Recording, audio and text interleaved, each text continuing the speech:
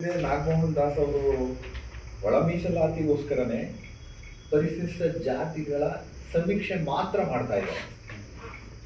ಇದು ನಮ್ಮ ಪರಿಶಿಷ್ಟ ಜಾತಿಗಳಲ್ಲಿ ಬರುವ 101 ಉಪಜಾತಿಗಳ ಸಮೀಕ್ಷೆ. ಇದು ಎಲ್ಲ ಸಮೀಕ್ಷೆನೂ ಮಾಡಲ್ಲ, ಆದರೆ ಎಲ್ಲರ ಮನೆಗೂ ಹೋಗ್ಬೇಕು ಅಂತ ಆದೇಶವಾಗಿದೆ. ನಮ್ಮ ಮನೆಗಳು ಹಳ್ಳಿಗಳಲ್ಲಿ ನಮ್ಮ ಏರಿಯಾ ಗೊತ್ತಿರುತ್ತೆ, ಕೇರಿ ಅಂತ ಇರುತ್ತೆ, ಅಲ್ಲೋಗಿ ಬರ್ಕೊಂಡ್ಬಿಡ್ತಾರೆ. ಆದರೆ ಸಿಟಿಗಳಲ್ಲಿ ಕಷ್ಟ ಆಗಿರೋದ್ರಿಂದ ಇದನ್ನ ಅವ್ರಿಗೆ ಆನ್ಲೈನ್ ಅಂತ ಒಂದು ಮಾಡಿದ್ದಾರೆ. ಆದರೆ ನನ್ನ ವೈಯಕ್ತಿಕ ಇದು ಏನು ಅಂತಂದರೆ, ಆನ್ಲೈನ್ಗೆ ದಯಮಾಡಿ ಜಾಸ್ತಿ ಹೋಗಬೇಡಿ. ಯಾಕೆ ಹೋಗಬೇಡಿ ಅಂತಂದರೆ, ಆನ್ಲೈನ್ನಲ್ಲಿ ನೀವು ಮಾಡುವಾಗ RD ನಂಬರ್ ಕೇಳುತ್ತೆ. ಎಸ್, ಅದು ಸಣ್ಣ ಮಕ್ಕಳು ಮನೆಯಲ್ಲಿ ಈಗ ಒಂದು 6 ವರ್ಷ 6 ತಿಂಗಳು 7 ತಿಂಗಳು ಅಂತ ಮಕ್ಕಳು ಇರ್ತವೆ, ಅವ್ರಿಗೆಲ್ಲ ಕ್ಯಾಸ್ಟ್ ಸರ್ಟಿಫಿಕೇಟ್ ಇರುತ್ತಾ? ಇರಲ್ಲ. ಅಂಥವರೆಲ್ಲ ಹೊರಗಡೆ ಉಳಿತಾರೆ. ಹಾಗಾಗಿ ಸಾಧ್ಯ ಆದಷ್ಟು 5ರಿಂದ 17ನೇ ತಾರೀಕು ತನಕ ಮನೆ ಮನೆಗೆ ಏನು ಸಮೀಕ್ಷೆ ಮಾಡ್ಲಿಕ್ಕೆ ಬರ್ತಾರೆ, ಅಲ್ಲೇ ನಾವು ನಮ್ಮ ಸಂಪೂರ್ಣ ವಿವರವನ್ನು ಕೊಡಬೇಕು.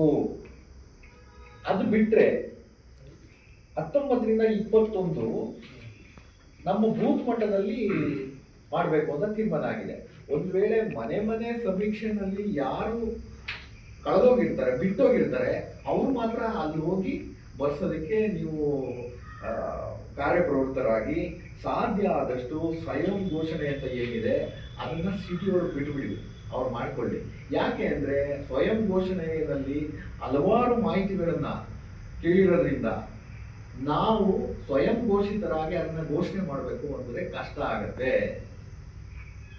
ಸರ್ಕಾರ ಅದಕ್ಕೋಸ್ಕರನೇ ಶಿಕ್ಷಕರನ್ನ ಟ್ರೈನ್ ಮಾಡಿ ಶಿಕ್ಷಕರ ಮೂಲಕ ಮಾಡ್ತಾ ಇರೋದ್ರಿಂದ ನಾವು ಸಾಧ್ಯವಾದಷ್ಟು ಮನೆ ಸಮೀಕ್ಷೆಗೆ ಬಂದಾಗ ನಮ್ಮ ಸಮೀಕ್ಷೆಯಲ್ಲಿ ನಮ್ಮ ಏನು ಸಂಪೂರ್ಣ ಮಾಹಿತಿಗಳೇನಿದೆ ಅದನ್ನ ಕೊಟ್ಟು ನಾವು ನಮ್ಮ ಪಾಲು ಪಡಿಬೇಕಾಗಿದೆ. ಇನ್ನು ಎರಡನೇದು ಬಹಳ ಮುಖ್ಯವಾಗಿ ಎಲ್ಲರಿಗೂ ಇರುವಂಥದ್ದು ಏನು ಅಂತಂದ್ರೆ, ಅನುಬಂಧ 1ರಲ್ಲಿ ಜಾತಿ ಮತ್ತೆ ಮೂಲ ಜಾತಿ ಅಂತ 2 ಕಾಲಂ ಇದೆ.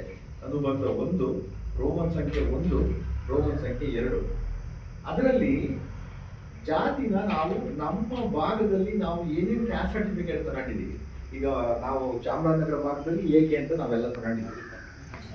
ನಾವು ಏಕೆ ಅಂತ ತಗೊಂಡಿರೋದ್ರಿಂದ ನಾವು ಈ ಭಾಗದಲ್ಲಿ ನಾವೆಲ್ಲರೂ ಕೂಡ ಜಾತಿ ಕಾಲಮಲ್ಲಿ ಏಕೆ ಅಂತಾನೆ ಬರೆಸ್ಬೇಕು. ಇನ್ನು ಎರಡನೇದು ಮೂಲ ಜಾತಿ ಮತ್ತೆ ಉಪಜಾತಿ ಅಂತ ಕೇಳಿದ್ದಾರೆ. ಮೂಲ ಜಾತಿ ಅಂತಂದ್ರೆ ಸಾಮಾನ್ಯವಾಗಿ ನಾವೆಲ್ಲರೂ ಈ ಕಡೆ ಕೊಲೆಯ ಛಲವಾದಿ